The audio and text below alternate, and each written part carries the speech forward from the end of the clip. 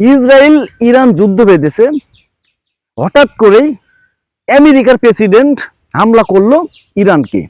এই একটা বিশাল একটা সুযোগ যাচ্ছে, দুইটা দেশের বিশাল একটা সুযোগ যাচ্ছে। আসলে দেশগুলো দুইটা ভাগ হয়ে আছে অলরেডি এখনই। এই দুইটা সবাই আমেরিকা থেকে ভয় পায়। এই দুইটা দেশ আশাই ছিল যে আমেরিকার বিপক্ষে সবাই আমরা যাব। সেই দুইটা দেশ হচ্ছে চীন ও রাশিয়া।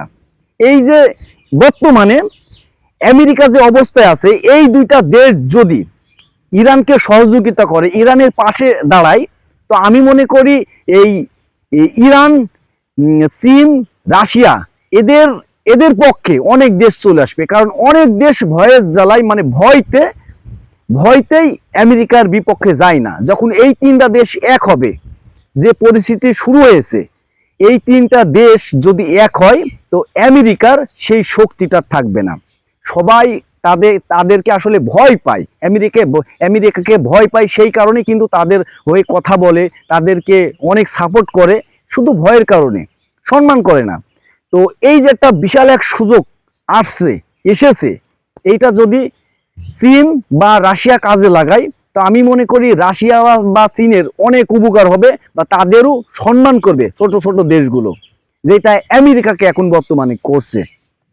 তো এইটা করতে হলে আসলে সর্বপ্রথম ইরানকে সহযোগিতা করতে হবে।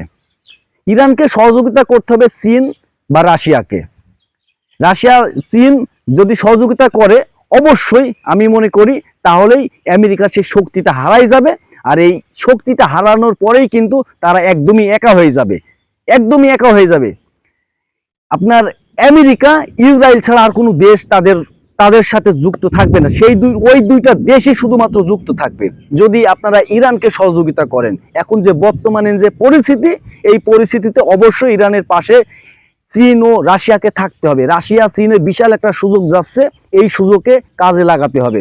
যদি এই সুযোগ যদি কাজে না লাগাতে পারে, আর কখনো এমন সুযোগ আর আসবে না। কারণ আমেরিকার এই শক্তি নিতেই হবে চীনকে। কারণ চীন বা রাশিয়াই একমাত্র এই শক্তি হাতে নিতে পারে। তাছাড়া অন্য কোনো দেশের সুযোগ সুবিধা হয়তো ওইভাবে নাই। কারণ ইন্ডিয়া কখনোই আপনার ইসরায়েলের বিপক্ষে যাবে না।